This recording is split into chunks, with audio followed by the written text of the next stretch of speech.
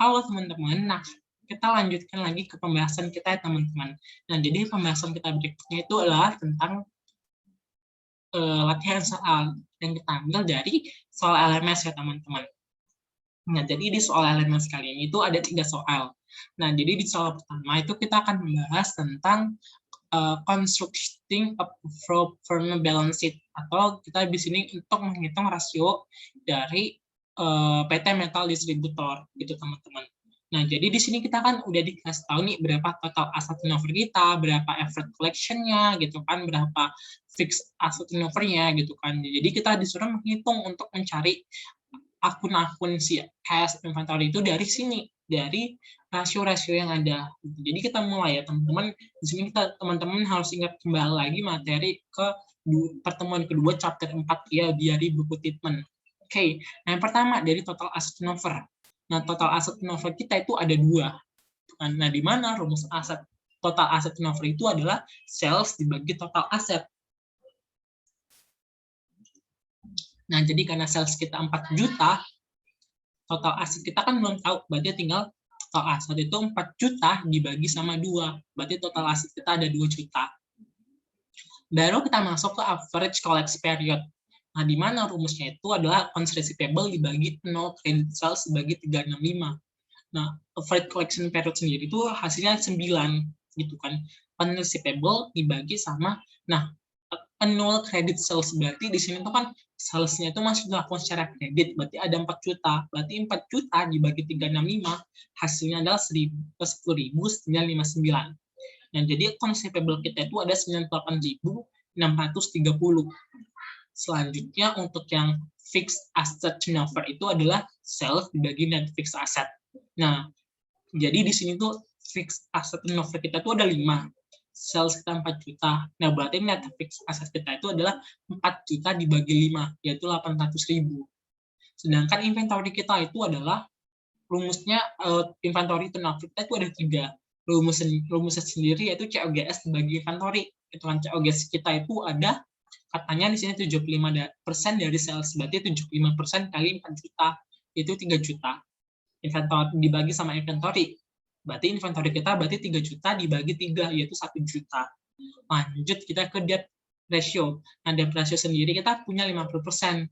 Nah, rumusnya sendiri yaitu total liabilities dibagi total aset. Nah, total liabilities kita berarti tinggal 50% dikali sama 2 juta. Hasilnya adalah 1 juta. Selanjutnya, yaitu tentang current ratio. Rumus current ratio sendiri itu adalah current asset dibagi current liabilities. Nah, current ratio kita itu ada 2, berarti current asset kita di situ ada 2 juta. Kenapa? Karena di sini kan total aset kita itu kan, kita sebenarnya total aset ini ada yang sebagai current, ada yang long term-nya gitu kan, ataupun yang jangka panjang dari aset. Nah, berarti kan di sini tuh total aset kita tuh ada 2 juta. Sedangkan yang long term aset kita itu ada yang net fix-nya ini, yaitu 800. Berarti kita harus kurangkan untuk mencari current-nya. Berarti 2 juta dikurang 800, yaitu 1.200.000. Berarti current liabilities kita adalah 1.200.000 dibagi sama 2, yaitu 600. Gitu. Nah, jadi tinggal teman-teman masukin di sini. Inventory kita tuh tadi 1 juta dapat dari sini. Nih, yang ini ya. Yang ini kalau masuk kemari, itu kan. Baru di sini ada accounts receivable juga udah dapat ya dari sini 98.630. Baru nanti fixed asset kita itu ada 800. Nah, di sini 800. Kayak 800. Sedangkan total aset kita itu 2 juta. Berarti cash kita itu adalah selisihnya. Selisih dari 2 juta dikurang 800 dikurang 98.630 baru dikurang 1 juta. Makanya cash kita dapat 101.370. Nah, baru masuk ke current liabilities. Current liabilities kita tadi sini berapa? 600. Oke. Baru masuk ke long term debt. Nah, kenapa? Kan di sini tuh total liabilities kita itu 1 juta. Berarti total long term debt-nya itu hanya selisihnya aja, yaitu 1 juta dikurang 600.000, yaitu 400.000. Nah, di sini kan seharusnya ada common stock sama retained earning. Nah, kenapa kita gabungin gitu kan? Karena di sini kita nggak ada cara untuk mencari common stock-nya berapa ataupun retained earning. Jadi kita gabungin aja. Kan di sini seharusnya kan total aset itu sama dengan total liabilities tambah equities. Nah, berarti di sini total aset kita itu 2 juta, berarti di sini total liabilities ditambah equity kita 2 juta. Nah, berarti kan di sini total liabilities kita ada 1 juta nih. Berarti total equity kita 1 juta juga gitu kan. 2 juta dikurang 1 juta dari liabilities. Itu teman-teman. Jadi seperti ini. Oke, lanjut kita ke soal nomor 2 ya teman-teman. Nah, di soal nomor 2 ini kita berbicara tentang forecasting discretionary financing needed and growth. Nah, jadi di sini katanya neraca terkini dari PT Kirim distributor itu, di sini dia dibilang perusahaannya ini bermaksud untuk meningkatkan penjualannya dari 5 juta menjadi 7 juta. Nah, di sini berarti sales kita tahun ini itu 5 juta, sedangkan di tahun depan dia itu ada 7 juta. Gitu teman-teman. Oke. Nah, baru di sini katanya saat ini perusahaan beroperasi dalam kapasitas penuh dan akan meningkatkan investasinya pada aset lancar maupun aset tetap kan gitu untuk mendukung proyeksi pertumbuhan penjualan. Oke, di sini dibilang net profit perusahaan pada 6% dari penjualan tahun ini, namun diharapkan menjadi 7% pada tahun berikutnya. Berarti di sini dibilang profitnya itu di tahun ini tuh 6% dari sales-nya. Berarti 6% dari sales-nya adalah 0,3. Sedangkan tahun depan dia minta 7%. Berarti 7% kali 7. Berarti 0,49 lah profitnya nanti di tahun depan. Gitu teman-teman. Baru di sini katanya, untuk mendukung peningkatan kebutuhan aset tahun depan, perusahaan menunda rencana pembayaran dividen. Berarti di sini dividen itu nggak ada gitu nanti untuk menghitung retained earning. Gitu kan. Jadi karena nggak ada dividen, berarti kita asumsiin retained earning-nya dari tahunnya itu nggak berubah, gitu ya teman-teman. Baru di sini dibilang accounts payable dan accrued expense akan diproyeksikan berubah seiring dengan perubahan penjualan. Berarti dia yang nantinya spontan gitu. Jadi dia perubahannya spontan. Jadi dia bisa pakai percentage of sales-nya. Baru di sini dikatakan bahwa notes payable akan digunakan untuk menutup kebutuhan pendanaan operasional perusahaan tahun depan. Artinya di sini itu kita nggak perlu lagi nggak perlu lagi menghitung berapa. Jadi kita kalau udah dapet hasilnya di sini seharusnya kita langsung masukin ke notes payable. Jadi kita di sini dia bilangnya untuk menutupi pendanaannya kita udah pakai notes payable aja. Jadi kita meningkatkan notes payable. Seandainya misalnya di notes payable itu ada misalnya dulu 2 juta, nah karena kita udah memproyeksikan, udah forecasting, ternyata kita butuh dana 5 juta. Berarti nanti di tahun depan kita harus meningkatkan si notes payable ini dari 2 juta menjadi 7 juta di tahun depan. Artinya notes payable di tahun lalu ditambah sama DVN yang ada gitu ya. Artinya gitu. Jadi kita nggak perlu lagi di sini tuh seharusnya saldonya kan ada. Nah, tapi di sini kita masukin langsung ke notes payable gitu. Jadi nggak usah perlu ada lagi akun ataupun nggak perlu lagi angka di DVN ini gitu kan. Nah, jadi ini sebenarnya udah di sini teman-teman current asetnya itu tuh di sini di semua udah dihitung, udah ada di di soal gitu. Dan teman-teman bisa perhatiin. Jadi aku cuma mindahin aja gitu ya. Nah, persentasenya itu sama gitu ya. Kita ini ada 2 juta dibagi sama 5 biar dapat 40%. Baru di sini juga sama, net fixed asset juga sama, 3 dibagi 5. Baru di sini accounts payable-nya juga 0,5 dibagi 5. Baru accrued expense dibagi juga 0,5 dibagi 5. Gitu kan. Udah tinggal teman-teman kaliin. Di sini kan yang share kita tuh proyeksi kita tuh 7 juta. Berarti 7 juta kali persentase of sales-nya. Berarti 7 kali 40%. Itu 2,8. Nah, fixed aset kita 60% dikali 7, 4,2. Nah, jadi total aset kita itu ada 7 juta. Nah, berarti kita total financing needed kita itu adalah 7 juta. Gitu kan ya.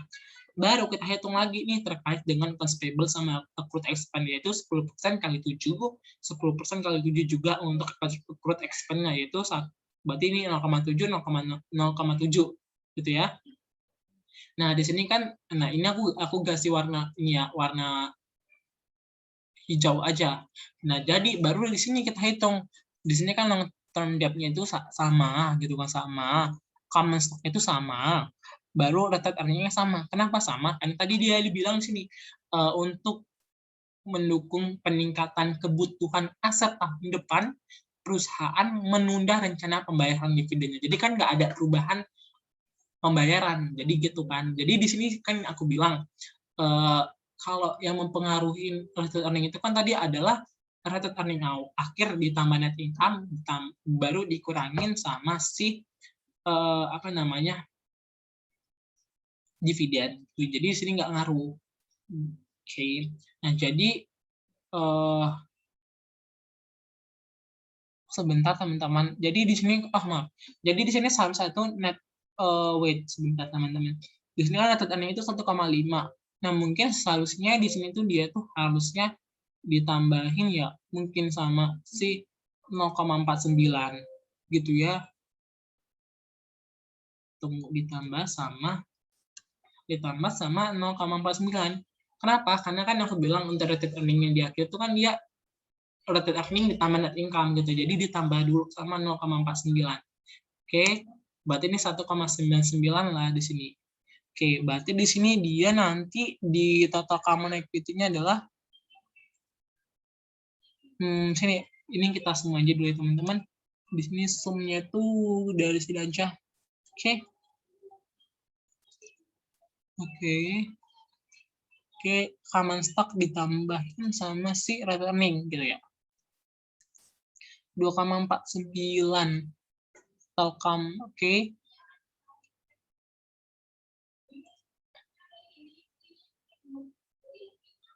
Sebentar deh. Kayaknya kalau di sini tuh seharusnya tuh kayak sebentar ya teman-teman. Kalau kita bikin di sini tuh hapus dulu ya coba ya. Oke, 5,89. Di sini ya.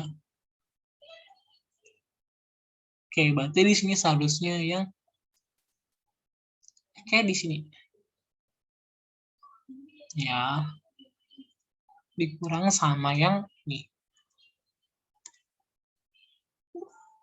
Oh, nggak bisa ya. Jadi sini tuh nggak bisa di sini itu. Berarti di sini tuh harusnya 7 dikurangin sama si 5,89. Oke, 1,1. Oke. Jadi di sini tuh seharusnya gitu, teman-teman. Atau mungkin teman-teman kalau misalnya aku juga salah, mohon maaf, atau teman-teman boleh nih dipakai ke si apa yang namanya related earning-nya tuh sama ya kayak 1,5. Atau kalau aku sih kayaknya karena di sini aku bilang kan kalau related earning di tahun depannya itu kan dia ngarep udah profit, berarti kan net related earning di akhir ini di awal ini ditambahin sama net income tapi dividennya nggak usah ada, berarti jadi cuma 1,99 gitu teman-teman. Nah, jadi di sini kan kalau kita lihat nih totalnya kan langsung tadi kan sini kita nggak ada ya notes payable-nya di present level itu nggak ada, sedangkan di project levelnya itu ada.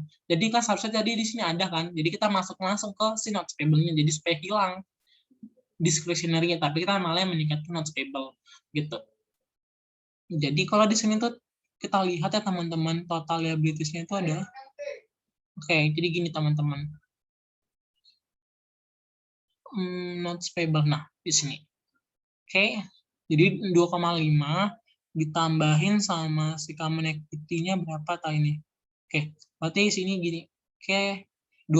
Untuk menghitung projected source financing-nya itu adalah 1,1 ditambahin 2,51 ditambah 2 terus baru ditambah sama 2,49 hasilnya jadi 7. Financing needed kita 7 gitu kan. Nah, berarti di sini notes payable itu selisihnya aja gitu ya. Kan di sini dia seharusnya 5, berapa tadi ya? 5, sekian gitu. Selisihnya sampai 7 berapa? Nah, selisihnya itu teman-teman masukin ke notes payable-nya gitu. Baru masuk ke soal nomor 3 teman-teman. Yang soal nomor 3 ini lebih gampang lagi. Di sini katanya terang elektronik itu apa ya? Merencanakan ekspansi penjualan bla bla bla. Kita disuruh pertumbuhan penjualan serta ketersediaan non-discretionary finance needs-nya itu sebagaimana dilihat pada tabel di bawah ini. Jadi kita disuruh menghitung DVN-nya. Nah, sama teman-teman di sini tuh udah given semua. Jadi kita hanya disuruh menghitung DVN-nya aja. Ya udah, kita lihat aja aset kita berapa? 3 juta. 33 juta. Ya udah, 33 juta ini kita masukin sebagai DVN-nya gitu kan. Projected source financing kita berapa? Itu total liabilities ditambah total si equity. Ya udah 30.900. Nah, selisihnya itu masuk ke DPN. Nah, sama, semuanya juga gitu. Total aset kita 36, total projected short financing 31, sekian, selisihnya masuk DPN. Itu teman-teman, itu soal nomor 3. Nah, di sini apa saja sumber pembiayaan potensial yang dapat digunakan uang elektronik. Nah, jadi di sini kalau kita lihat tuh sumber yang apa ya namanya?